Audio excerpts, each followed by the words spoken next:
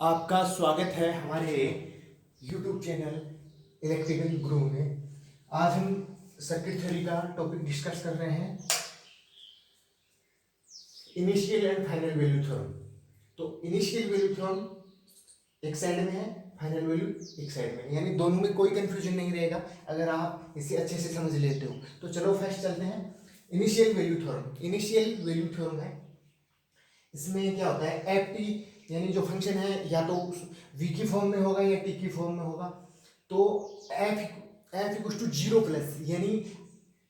T equal to zero, यानी initially का मतलब है जस्ट शुरू होने के जस्ट बाद में, यानी t equal to zero plus यानी जस्ट इनिशियली स्टेट, यानी जस्ट स्टार्टिंग पॉइंट पे। तो फंक्शन की t equal to zero plus पे जो वैल्यू होगी उसे हम इनिशियल वैल्यू कहेंगे। ओके, तो f of zero zero plus limit h tends to infinity f into f of x, f of x यानी जो हमें फंक्शन दे रखा है उसमें क्या करना है, उसे s into f o s limit h tends to infinity, ये ध्यान में रखना है। यहाँ पे ये थोड़ा सा कंफ्यूजन है, यानी जिस समय t equal to zero plus की बात कर रहे हैं उस समय यहाँ पे limit h tends to infinite आएगा, और जहाँ पे फाइनल वैल्यू थ्योरम में एच टेंड्स टू जीरो आएगा। ओके, तो ये छोटी सी बात अगर आपको ध्यान में होगी तो आप इस तरीके की क्वेश्चन है वो आसानी से कर पाओगे।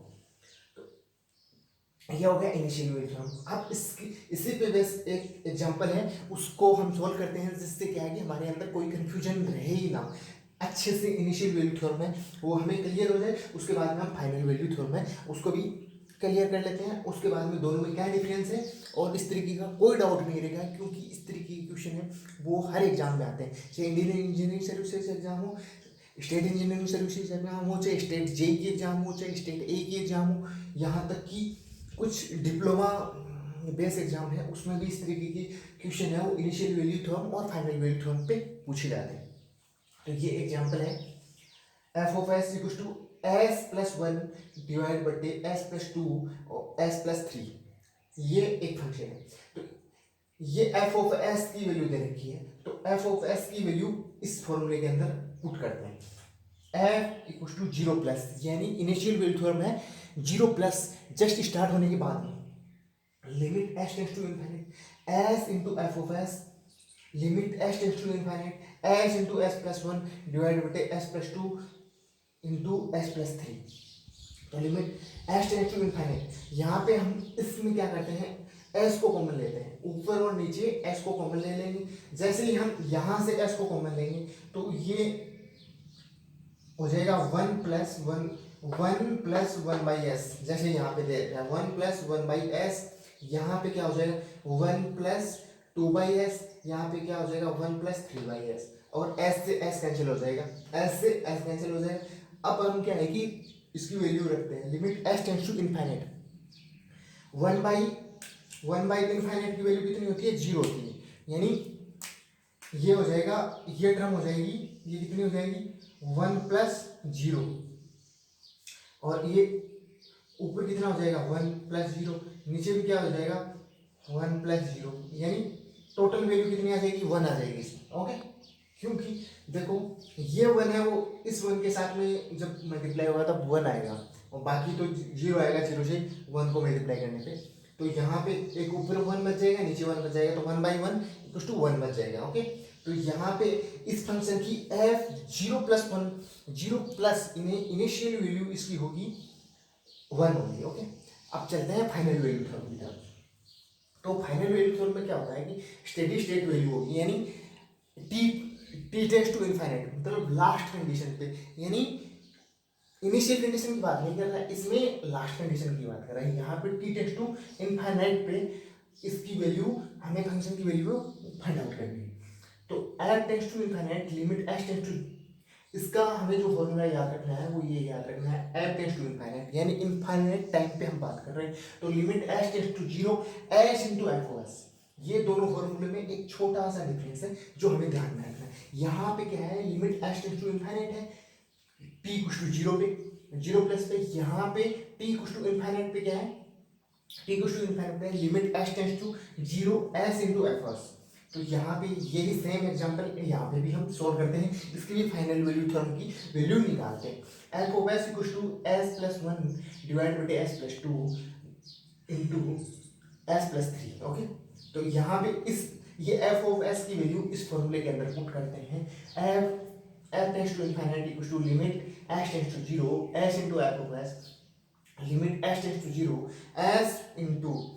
एस, ये तो यहाँ पे इस फंक्शन के फॉर्मूले के अंदर ही एस है, यानी S into f of S. ये एस इसलिए दिया गया है, जैसे ये जो टर्म है अगर यहाँ पे हम एस की टर्म यहाँ पे कॉमन लेते हैं तो वो एस ऊपर एस आ जाएगा, नीचे एस आ जाएगा, तो एस से एस कैंसिल हो जाएगा, और s into s plus one divide by s plus two into s plus three, और यहाँ पे ये वैल्यू पुट करते हैं limit s tends to zero, यानी एस है वो जीरो की तरफ अग्रसर हो रहा है, तो एस की वैल्यू यहाँ पे जीरो रखेंगे तो ये कितना होगा जीरो, जीरो से किसी भी संख्या को मल्टीप्लाई करने पे जीरो आता है, और नीचे भी क्या है जीरो आ जाएगा। जीरो में किसी भी संख्या का भाग देने पे क्या आता है, जीरो ही आता है। जैसे जीरो में 5 का भाग दे दो जीरो आएगा, यानी किसी भी संख्या का, तो ये आ गया एफ टेंड्स टू इनफाइनाइट पे इसकी वैल्यू जीरो आ गई। यानी initial value theorem final value theorem दोनों में एक छोटा सा सिंपल सा डिफरेंस है कि यहाँ पे फॉर्मूले के अंदर हमें t equal to zero plus पे लेना है, और जीरो प्लस पे लेने पे ये फॉर्मूला जो अपना बनेगा वो है limit s tends to infinite, limit s tends to infinite s into f of s, और यही same t tends to infinite पे क्या बन जाएगा, लिमिट एस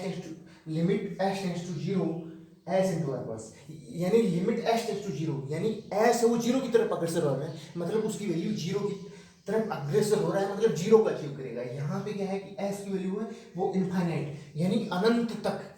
तक वैल्यू इसकी अग्रसर हो रही है, तो एस की इक्वल यहाँ पे इस फंक्शन में क्या रखोगे, इनफाइनाइट रखोगे तो यहाँ पे वन वैल्यू रहेगा, यहाँ पे जीरो आएगा। इस तरीके से इनिशियल और फाइनल वैल्यू थ्योरम हमने काफ़ी अच्छे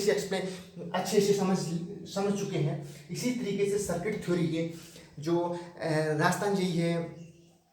एई है, यूपीएससी है, गेट है, और बहुत सारी जो काफ़ी सारे जो स्टेट इंजीनियरिंग एग्जाम्स हैं उनमें भी इस तरीके की इन थ्योरम पे बेस्ड डायरेक्ट क्वेश्चन आते हैं। अगर आपको ये दोनों